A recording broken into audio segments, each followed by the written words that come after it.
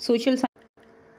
Hello dear students, welcome back to organised knowledge channel. और आज की जो वीडियो है उसमें हम डिस्कस करेंगे worksheet number 18 for class 8th social science की। बच्चों ये वर्कशीट है जो आपके लिए 22 सितंबर 2021 के लिए शेड्यूल की गई है। आज की जो वर्कशीट है स्टूडेंट्स, उसमें हम soil conservation, water problems on water availability, इसके बारे में डिस्कस करेंगे। हम समझेंगे सॉइल कंजर्वेशन हम कैसे कर सकते हैं, वाटर का जो डिस्ट्रीब्यूशन है हमारी अर्थ पर वो कैसे है, और इतना पानी होते हुए भी चारों तरफ पानी की अवेलेबिलिटी के कारण यानी पीने का पानी जो है वो नहीं मिलता, उसके लिए क्यों इतना हाहाकार है, वो हम इस वर्कशीट में समझेंगे। वर्कशीट शुरू करने से पहले बेटा प्लीज़ चैनल को सब्सक्राइब कर दीजिए, बेल आइकन को भी प्रेस कर लो ताकि आपको आने वाली वीडियोस की नोटिफिकेशन वो समय से मिल जाए। देखिए, सॉइल कंजर्वेशन, सबसे पहले हम बात करते हैं सॉइल कंजर्वेशन के क्या क्या मेथड्स हो सकते हैं। उससे पहले क्वेश्चन अराइज होता है कि सॉइल कंजर्वेशन करना ज़रूरी क्यों है। तो हमारा अगर हम इंडिया की बात करें तो इंडिया जो है वो एक एग्रीकल्चर बेस्ड कंट्री है। एग्रीकल्चर यहाँ हमारी एक मेन एक्टिविटी है, और एग्रीकल्चर के लिए अच्छी ज़मीन होना, अच्छी सॉइल होना वो बहुत ज़्यादा इम्पोर्टेंट है। और सॉइल जो है वो कब अच्छी होगी, जब उसकी जो ऊपर की जो टॉप लेयर है, ह्यूमस जिसके अंदर है, जिसके अंदर बहुत ज़्यादा न्यूट्रिएंट्स हैं, उनको एक तरह से क्या किया जाए, उनको कंजर्व किया जाए, तभी हमारी फसलें जो है वो क्या होंगी, अच्छी होंगी। क्लियर।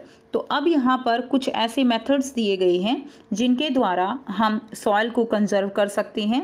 पानी हवा के द्वारा उसको जो है जो उसका आप कह सकते हो कटाव है, उसको कैसे हम रोक सकते हैं।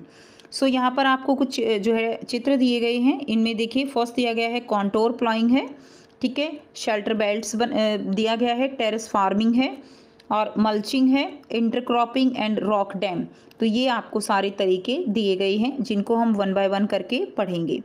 फर्स्ट दिया गया है आपको मल्चिंग। तो बेटा ये जो इसके फॉन्ट हैं ये बहुत छोटे हैं, तो आपको थोड़ा सा जो है यहाँ पर देखने में परेशानी हो सकती है, तो कोशिश कीजिए आप जूम करके इसको देखिए, या किसी जो है बड़ी स्क्रीन पर आप इसको देख सकते हो, जैसे लैपटॉप की स्क्रीन अगर वो अवेलेबल है तो आप उस पर देखिए इसको।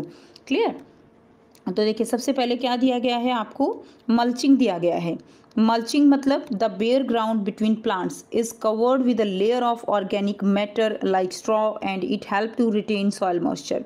जो यहाँ पर जो क्रॉप लगाई गई है, ठीक है, उसके बीच में क्या किया जाता है, इस तरह से एक तो क्रॉप ऐसे लगाई जाती है और बीच का जो पार्ट है उसको ऑर्गेनिक जो मैटर होता है उससे इसको कवर कर दिया जाता है, ताकि जो सॉइल का मॉइस्चर है वो बना रहे।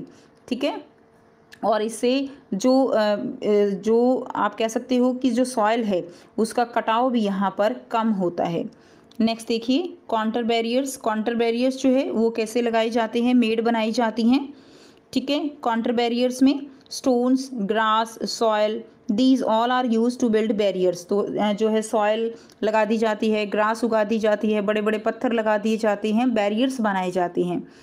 ठीक है। And trenches are made in front of the barrier to collect water. और जो बैरियर्स होते हैं उनके सामने फिर जो है क्या लगाए जाते हैं, ट्रेंचेस बना दिए जाते हैं, एक तरह की खाई बना दी जाती है, ताकि जो पानी बहकर आए वो वहाँ पर इकट्ठा हो जाए, यानी वो जो है पानी वेस्ट ना हो।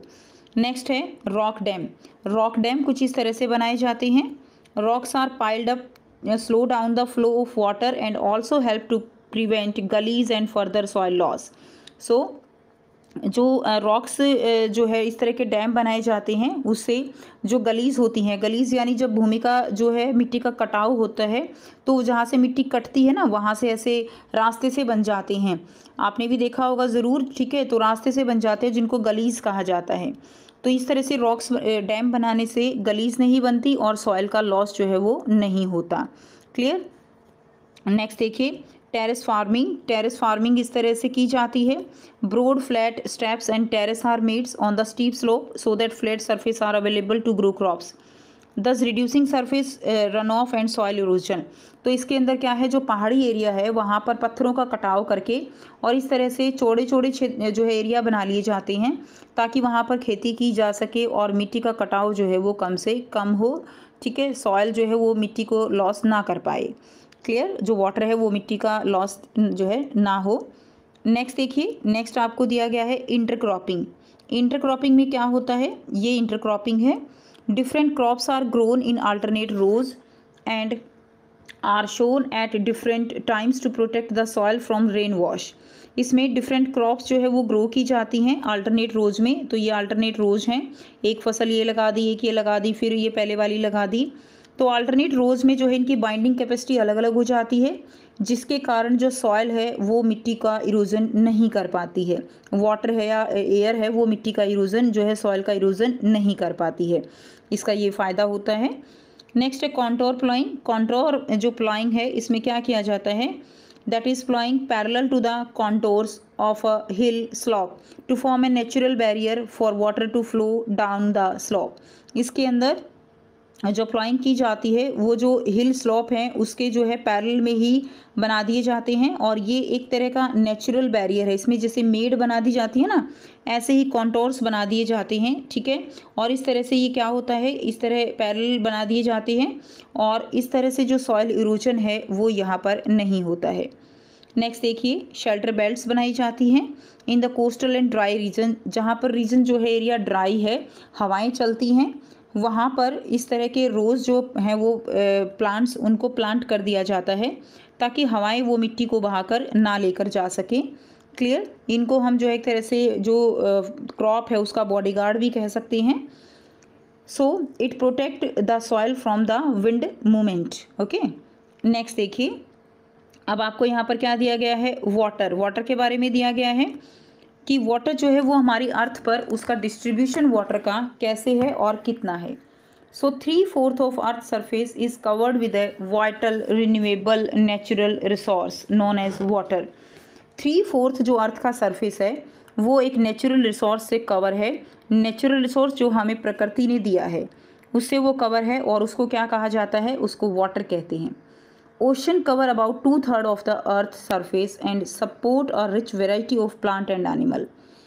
बच्चों 3/4 तो अर्थ का जो सरफेस है वो किससे कवर है, वो वाटर से कवर है। अब इसमें 3/4 में से 2/3 पार्ट जो है वो क्या है, ओशंस है। क्लियर, जो कि एक बहुत ही आप कह सकते हो वेराइटी को सपोर्ट करते हैं प्लांट्स और एनिमल्स की। However, it is saline, ये जो पानी है ये खारा पानी है, and this water is not useful for human consumption। Human consumption के लिए ये वाटर जो है बिल्कुल भी अच्छा नहीं है। Fresh water account for only 2.7%। अब बात करते हैं फ्रेश वाटर की। फ्रेश वाटर कितना है, 2.7% है, और इस फ्रेश वाटर में से 70% जो वाटर है that is present in the form of ice sheet and glaciers. जो बर्फ़ के पहाड़ हैं उनके रूप में है 70% वाटर 2.7 में से भी, जो कि Antarctica, Greenland and mountain region है, एंड दे आर इनअसेसिबल, और इनको हम असेस नहीं कर सकते बिकॉज ऑफ देयर लोकेशन। इनसे हम वाटर जो है वहाँ पर जाकर इनसे वाटर नहीं ले सकते, ठीक है। इनकी जो पोजीशन है, लोकेशन है, वो बहुत ही रेयर है।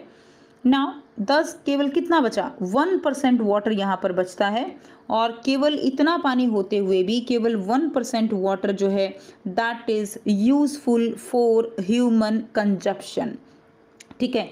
केवल इतना कम पानी है और इसीलिए चारों तरफ पानी का हाहाकार है।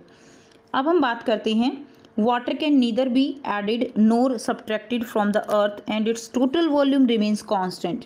वाटर को ना तो जो अर्थ है उसमें ऐड किया जा सकता है और ना ही उससे हटाया जा सकता है, ठीक है। ये इसकी जो वॉल्यूम है वो कांस्टेंट रहती है। Its abundance seem to be very only because of the constant motion cycling through the ocean, the air, the land and back again through the process of evaporation. इसमें होता क्या है, इसमें वाटर साइकिल चलती है। जो वाटर है वो अलग अलग फॉर्म में जो है साइकिल होता रहता है। ओशन का वाटर स्टीम बनेगी, क्या बनेगी, इवेपोरेट होगा, क्लाउड बनेंगे, क्लाउड से बारिश होगी, बारिश से फिर पानी आएगा, अंडरग्राउंड वाटर बनेगा। इस तरह से नदियाँ बनती हैं, सागर बनते हैं। तो ये जो प्रोसीजर है ये चलता रहता है, और इसको हम क्या कहते हैं, this is is refer to as the water cycle. इसको हम क्या कहते हैं, इसको हम वाटर साइकिल कहते हैं। Now problems of water availability. अब बात करते हैं वाटर अवेलेबिलिटी जो है उसमें क्या क्या प्रॉब्लम्स हैं। So most part of the world are facing shortage in the fresh water supply. Mostly जो वर्ल्ड के पार्ट हैं उनमें फ्रेश वाटर जो है उसकी शॉर्टेज है। Countries located in climatic zones most susceptible in to drought face great problems of water scarcity. तो कुछ जो एरिया क्लाइमेटिक जोन जो है के आसपास जो लोकेटेड एरिया हैं वहाँ पर क्या है, सूखा ज़्यादा है और वहाँ पर पानी की बहुत ज़्यादा प्रॉब्लम है, जैसे कि डेजर्ट एरिया है, ठीक है, क्लाइमेटिक जो जोन है। Thus, water shortage may be a consequence of variation in seasonal or annual precipitation, or the scarcity is caused by the over-exploitation and contamination of water sources. तो जो water shortage है वो seasonal भी हो सकता है, ठीक है, कुछ सीज़न में पानी कम मिलता है, कुछ में ज़्यादा मिलता है। और जो वाटर स्कैरसिटी है वो जो हम इसका ओवर एक्सप्लॉयटेशन कर रहे हैं, एक्सेस में जो वेस्ट कर रहे हैं वाटर का, उसका भी बहुत ही अहम रोल है वाटर की शॉर्टेज में, ठीक है। एंड कंटामिनेशन, जो हम वाटर को पॉल्यूट करते हैं, गंदा करते हैं, पीने लायक नहीं छोड़ते, वो भी एक इसका मेन रीज़न है। अब आपको यहाँ पर बहुत ही आसान से जो है 4 क्वेश्चन दिए गए हैं जिनके आंसर हम 1 बाय 1 डिस्कस करेंगे। क्वेश्चन फर्स्ट है, why soil conservation is needed. Soil conservation क्यों ज़रूरी है? So soil has a special place in agriculture. If there is no soil according to the crops in the field of the farmers, then good production of crop is not available, so the conservation of soil is necessary। अगर farmers के लिए good soil नहीं होगी according to their crop, then जो production है वो नहीं होगा अच्छा, ठीक है। क्वेश्चन नंबर 2 है, differentiate between mulching and intercropping. तो मल्च क्या है? The empty ground between the plants is covered with a layer of organic matter. जो एम्प्टी ग्राउंड है बिटवीन द प्लांट्स उसको कवर कर दिया जाता है with a layer of organic matter like straw and help in retaining the moisture in the soil, ठीक है, इससे मॉइस्चर जो है सॉइल में बना रहता है। देखिए second, growing intermediate crops. So intercropping उसको हम कहते हैं planting different crops in alternate rows at different times to protect the soil from rain, ठीक है। तो पानी से जो है बचाने के लिए अलग अलग रोज में डिफरेंट क्रॉप्स जो है वो उगाई जाती हैं। Question number 3, why only 1% of fresh water is useful for human consumption. केवल 1% वाटर जो है वो ह्यूमन कंजप्शन के लिए यूजफुल है, why? Only 2.7% of the fresh water is there. Total कितना पानी है? Fresh water 2.7%, and about 70% of this is found in the form of ice sheets and glaciers. जो बर्फ़ के पहाड़ हैं उनके फॉर्म में 70% वाटर 2.7 का वो मिलता है, एंड दस only 1% of the fresh water is useful for human consumption. और केवल 1% जो है फ्रेश वाटर वो ह्यूमन कंजप्शन के लिए बचता है। नेक्स्ट देखिए, क्वेश्चन नंबर 4 है, how water is distributed on earth surface, explain. Water जो है अर्थ सरफेस पे कैसे डिस्ट्रीब्यूटेड है आपको एक्सप्लेन करना है। सो आंसर रहेगा 3/4 of the earth surface is covered with water. Earth surface का 3/4 जो पार्ट है वो वाटर से क्या है, कवर्ड है। Second, oceans are spread over 2/3 of the earth surface. Ocean जो हैं वो कितने पे हैं? 2/3 जो पार्ट है उस पे ओशंस फैले हुए हैं। Only 2.7% of the fresh water is there. केवल 2.7% फ्रेश वाटर है, और उस फ्रेश वाटर का 70% of this is found in the form of ice sheets and glaciers, ठीक है। 70% वो आइस शीट्स और ग्लेशियर्स की फॉर्म में है, and only 1% of fresh water is useful for human consumption.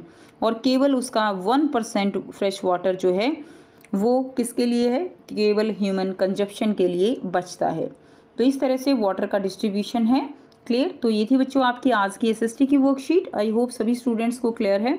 कोई भी डाउट है तो आप पूछ सकते हो। वीडियो अच्छी लगी तो प्लीज़ लाइक कर दीजिए, शेयर कर दीजिए और चैनल को सब्सक्राइब कर लीजिए।